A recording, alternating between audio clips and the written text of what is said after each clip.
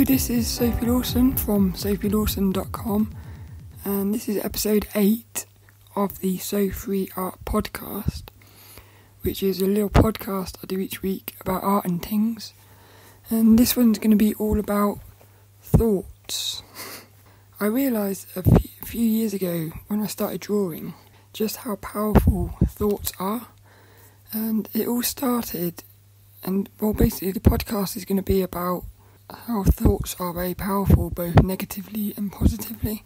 So when I started drawing in 2013, it was the first time that I'd ever started paying attention to my thoughts, really. Before that, my thoughts were just there, and I thought my thoughts were real.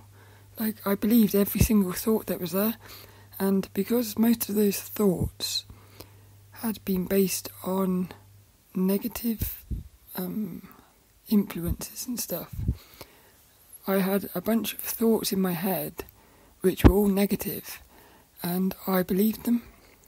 So a lot of them were about me, like personally, but when I started drawing, these negative thoughts were always very prominent, I suppose. And I've noticed it's not just me, I believe it is everybody, that we all have these thoughts that it's very easy to believe that they're real.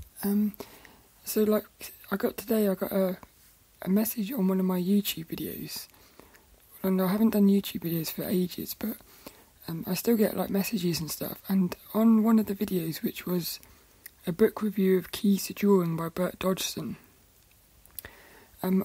ex-Water Lily messaged me basically saying that she's just started drawing, but her thoughts are going crazy, saying how rubbish her drawing is and she's not very good at this and stuff. But what I noticed, basically she sent me that message and she said, do you experience this as well, and have you got any advice and stuff? And it's basically, that is exactly what happened to me when I started drawing. Is whilst I was drawing, this is when I first started, whilst I was drawing, my thoughts were going mad. Like, every time I put a line or a shape on the paper, I could always hear my thoughts going, that's wrong, that doesn't look right, that's not very good. It was like constant, and so what you have to do is you have to sort of, sometimes it gets the better of you, especially when I'm doing gesture drawings.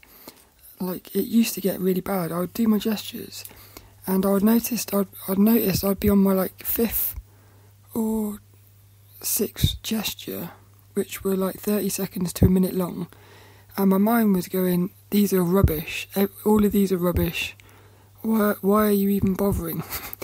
It was really horrible, some of the thoughts. And what I've noticed is if you start believing the thought as you're drawing, it will actually influence your drawing. It will make it not very good.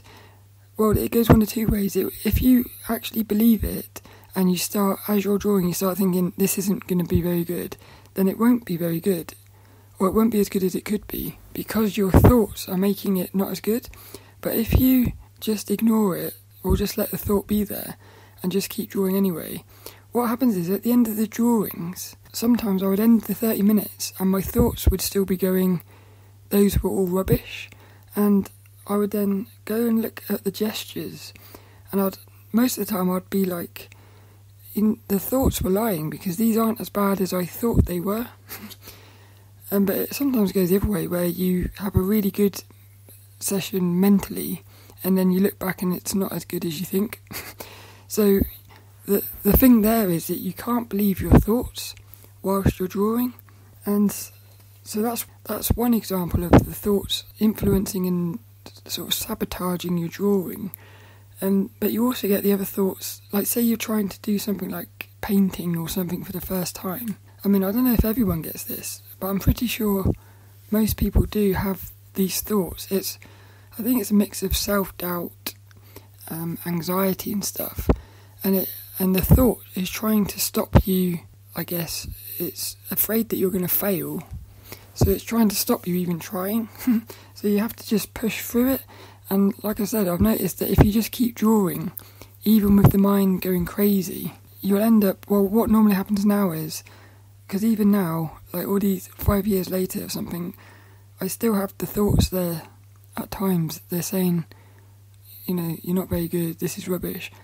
But I just let it be there now. And what I've noticed is if you just let it be there, you'll end up 10 minutes later, you'll realise that you didn't have any thoughts. So in the end, if you just let it be, it will go away.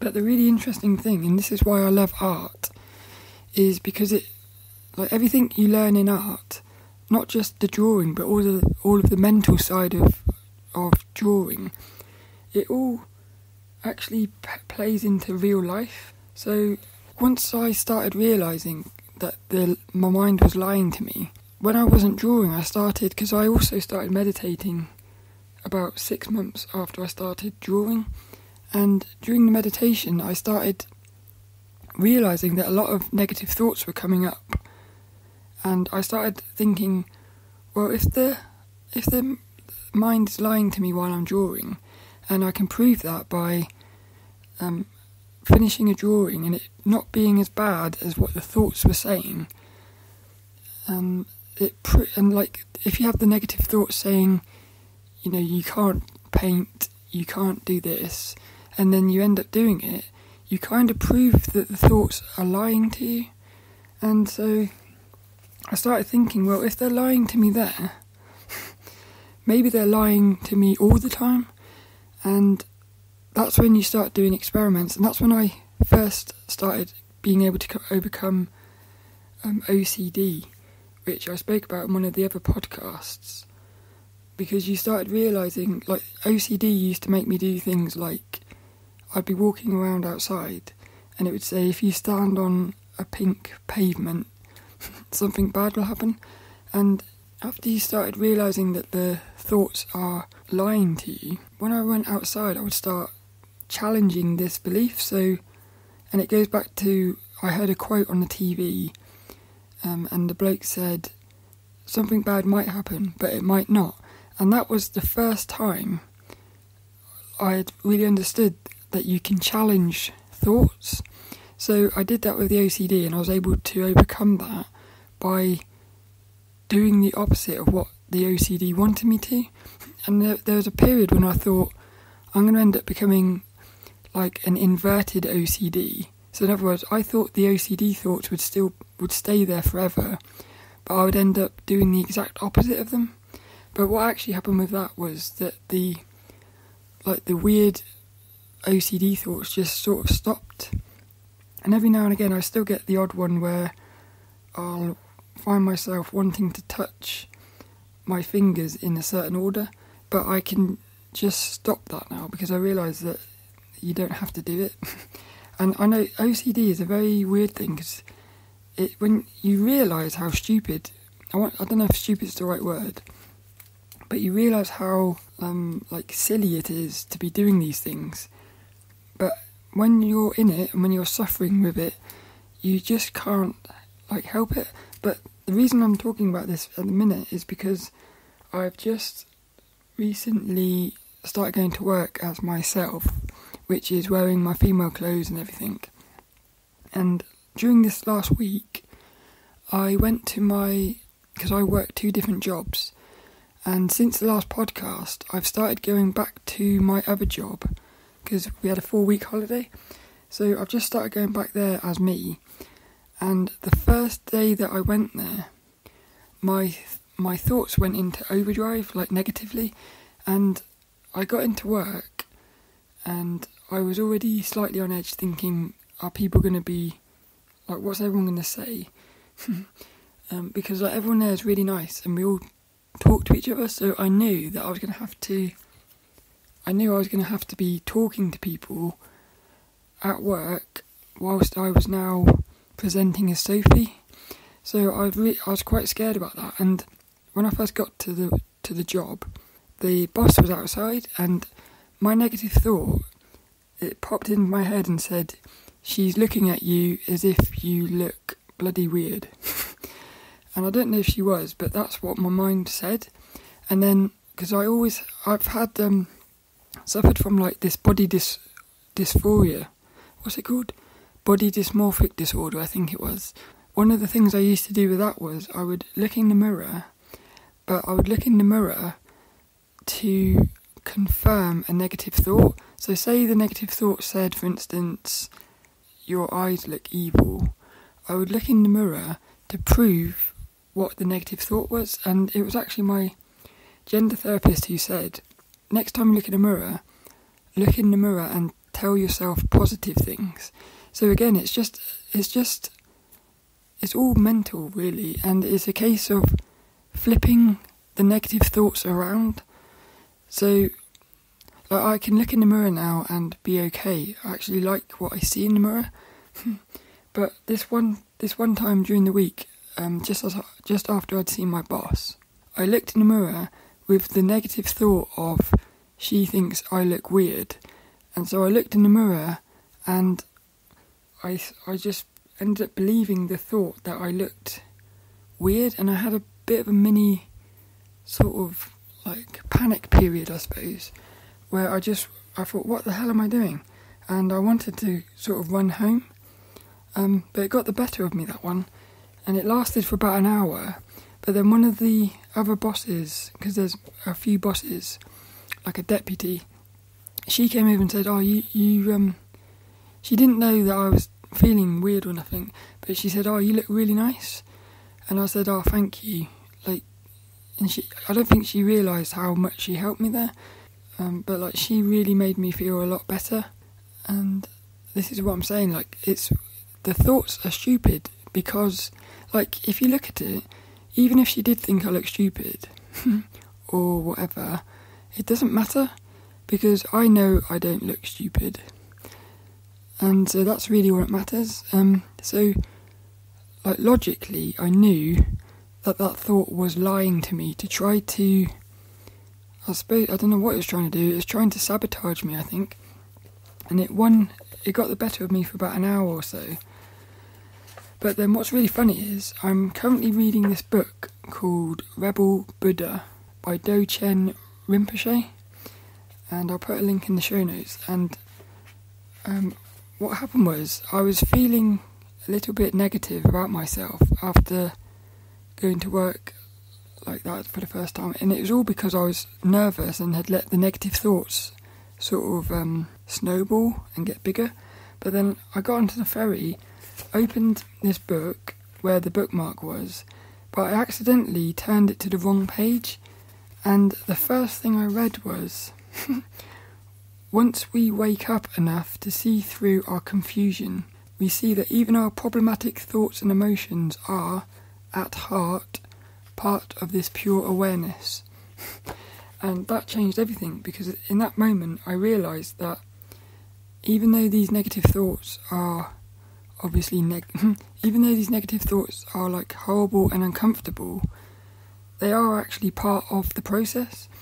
And that just changed everything, because from that moment I started smiling to everybody at work, and I stopped letting the negative thought win. And every day since that, I've gone to work and I've just been really positive and happy, and I feel like I'm finally me at work. And well, basically the negative thoughts haven't really been there anymore. I get some people who look at me, and if I wanted to, I could spin it into a negative, but instead I just smile and think I'm doing what I want to do.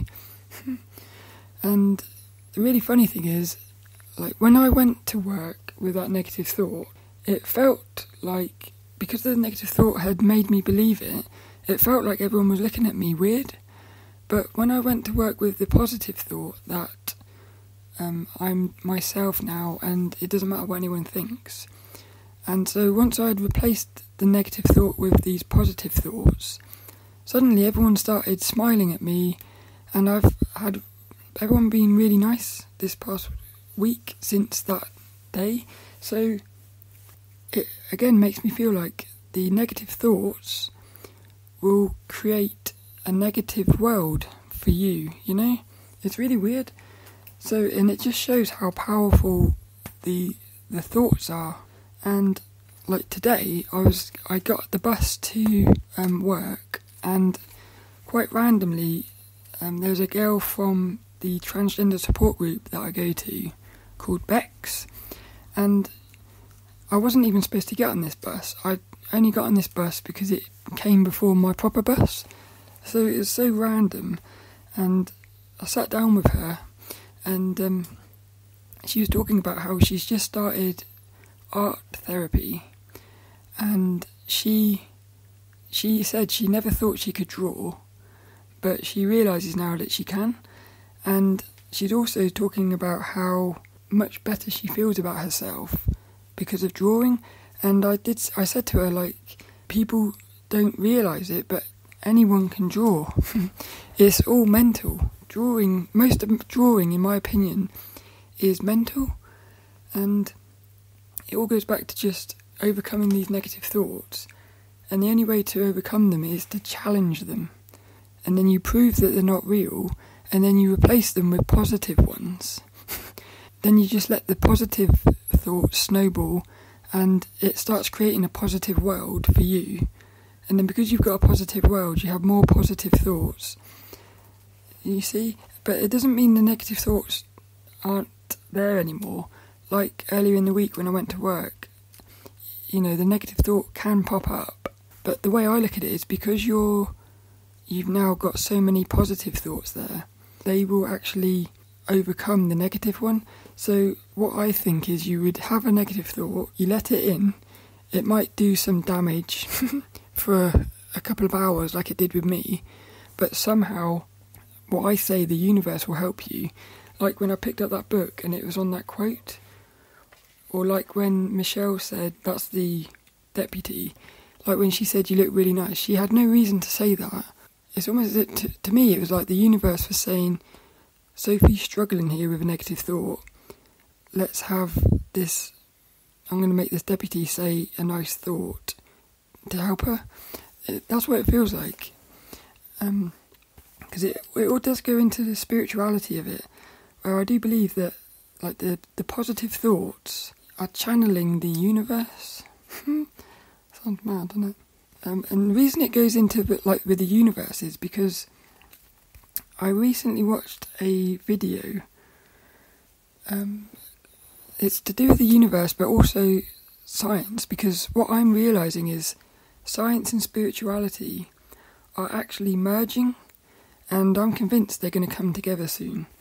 But in science, there's this thing called the delayed choice quantum eraser experiment. And again, I'll put a link in the show notes. But this is fascinating because there's an experiment called Schrodinger's cat. And what that is if you put a cat in a box with some poison and put the lid down, until you open the box, the cat is both alive and dead. It's only once you observe the cat that it becomes either alive or dead. So, like, whilst you haven't opened the box, the cat is both alive and dead at the same time, which sounds bonkers, but that's basically what happens. And this delayed choice quantum eraser experiment, it's even more mad. What they've proven is it's a paradox, because, like, say you got these two protons, they can be linked together. So, say you change something with proton 1, proton 2 would get a change linked to proton 1, even though you never touched proton 2. And so what they've done is they've set this experiment up, and they can observe proton 1 at a certain point, and proton 2, which is observed at a point before they observe proton 1, but they don't look at the result of it until they've looked at proton 2. What they've been able to do is they've worked out that if you observe proton 1, which happens after proton 2, they've proven that proton 1 can change proton 2, even though they observed proton 1 after proton 2. And if you look at the experiment, it explains it all. Because I think it's quite hard to explain it. But what this basically means is that things in the future can change the past, which is mad. And so I started thinking, because like I've often thought, where do thoughts come from? Like the other day when I was going to work, and that thought popped into my head that this lady was looking at me funny. Like, where did that thought actually come from? And you can't answer that, I don't think. It just pops in from nowhere. And, like, I'm in control of whether I believe the thought or not, but you can't control where the thought pops from. So I started wondering whether somehow this delayed choice quantum eraser experiment is kind of linked to thoughts, and if maybe somehow, like, something you've done in the past, maybe a thought or an action, is somehow linked to that thought, so that something you've done in the past is going to make that thought happen. Or it can go the other way, whereby something in the future that you've not done yet created that thought so that you would act that way you did, because then that's going to allow something else in the future to happen. I hope that makes sense, because then what that means is that your future self is basically, that would explain to me how your future self could be guiding you through life. So I think it's quite a mad thing, that. But like, yeah, I still wonder, where do these thoughts come from? That kind of fascinates me. And so, like I say, I have realised that these negative thoughts are always going to be there, I think, because even now with the drawing, I still have the negative thoughts popping up, but I'm getting better at just letting them be. And once you let them be, they don't have as much power over you. But this goes even deeper than that, because to me, it's not just the thoughts in your head. It's like, I think society and everything is kind of living off of these negative thoughts, and I think society has put a lot of them into us. Like, a lot of things are fear-based in society, so I'm wondering whether a lot of these thoughts are there because they're sort of a byproduct, I guess, of all of the fear that is in the world. I mean, you just don't know, do you?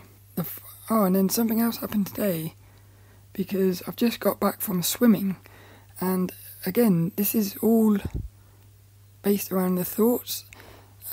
I would say, with swimming, 90% of that is mental, because I'm in the water and I don't know how to swim, and I'm trying to learn how to swim, so my teacher is putting me into positions that are incredibly uncomfortable, but she obviously knows that whatever the mind is saying isn't true, so she wanted me to do this thing called a mushroom float, where I had to put my head under the water and blow bubbles, and put my hands around my knees, so I was completely floating in the water with my head under the water.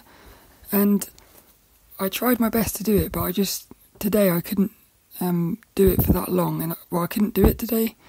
And the only reason I couldn't do it is not because I can't do it, it's because my mind was like worried that I wasn't going to be able to touch the floor, and it started saying, like, what if you do it and you tip forward and all this crazy stuff. So that was a complete mental thing. If I had been able to have ignored the negative thoughts, I could have just done it. So that's something I've got to work on now for next week. But I came out of there thinking that was a negative thought stopping me from being able to do something. So I think negative thoughts are all rooted in fear, really. They're either trying to stop you doing something because it's afraid of what might happen, it's afraid of the unknown, or it's trying to sabotage you because it can see that you're improving. So I think negative thoughts are just fear. What I've noticed is that pretty much everything comes down to the thoughts, and I think negative thoughts are always going to be there, but you have to learn to just sort of ignore them and understand that they're lies. And then once you start seeing their lies, they don't have any power anymore. And then that's when you can start putting in the positive thoughts, and you can believe those ones. Because you can prove that the negative thoughts are lies by doing something that goes against it. But equally, you can prove that the positive thoughts are real by doing something that proves it. So I think the secret is to listen to the negative thoughts, prove that they're wrong, and then they lose their power, and then just start replacing them with positive ones. When you start replacing the negative thoughts with positive ones, at first you might not believe it, but if you keep saying that thought in your head, in the end, somehow reality syncs up with the thought, and you start not just thinking it, but you start believing it. So in a weird way, you're creating your reality based on your thoughts. And again, that goes back to this experiment. That's why it makes me think this delayed choice quantum eraser experiment is actually linked to thoughts, because whatever you think, it creates that in the reality. So I'm thinking that you have the thought, and then there's some sort of action linked to the thought, and that action has the essence of the thought to prove to you what the thought is, if that makes sense, which ends up making you believe the thought, and then because of that you start having more positive thoughts because of the action.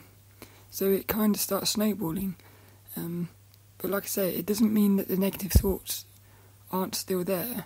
It's just, if you don't believe them, they don't have any power, and they won't manifest things in the real world. But the minute you start believing them, they'll start popping things into the real world. And I know it sounds quite bonkers, but I've actually experienced this so many times over the last few years, and it's only recently I've started sort of noticing what's going on. So, and again, I think that comes down to self-awareness, which is something I spoke about in one of the other podcasts.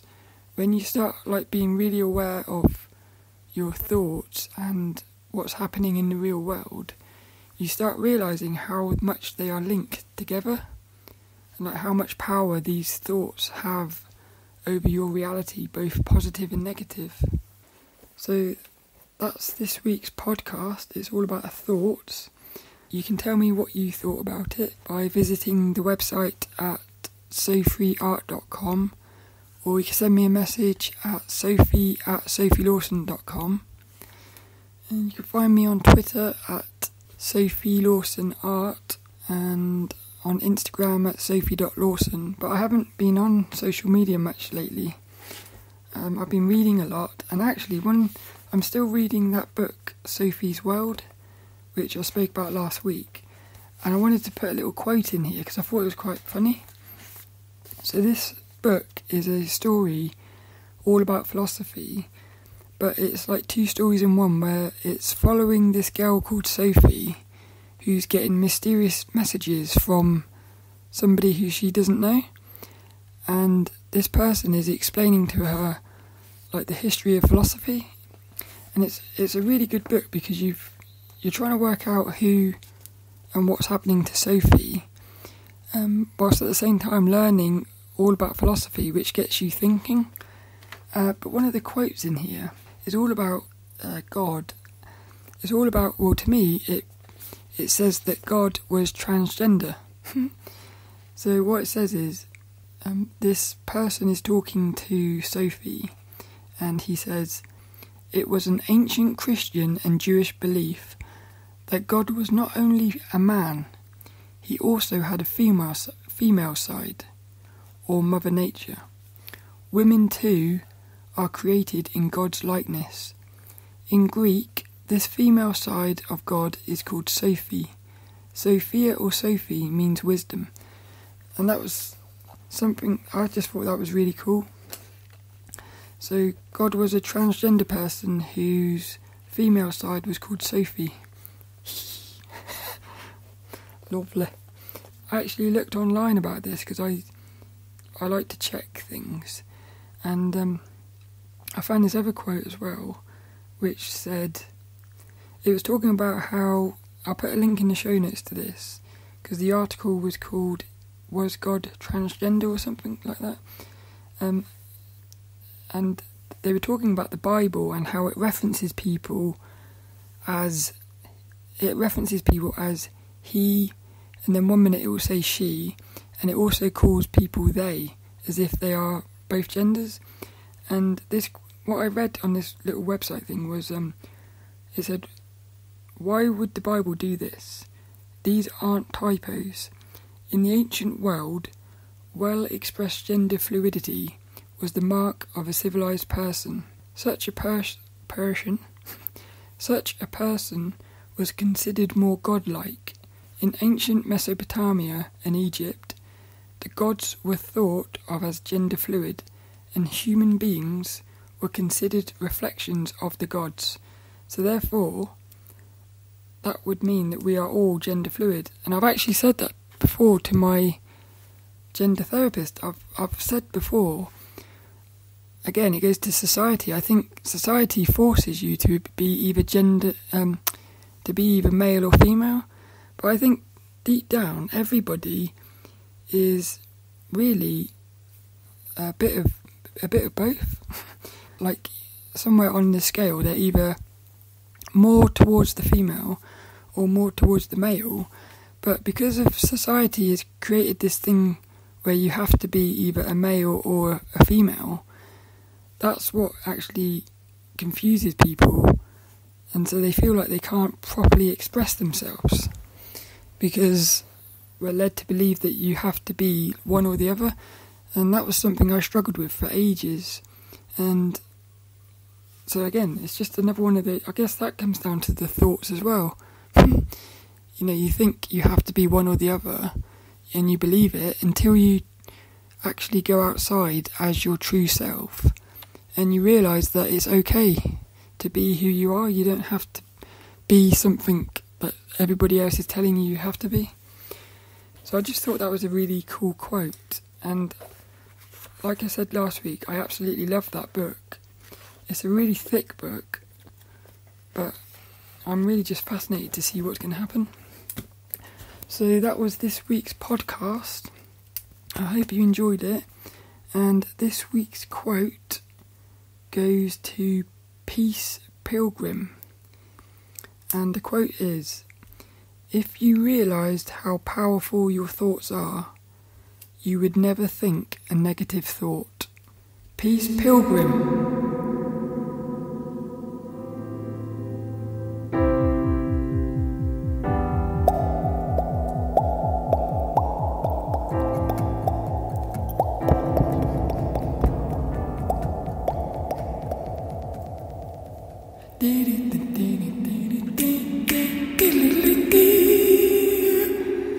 Help me escape this feeling.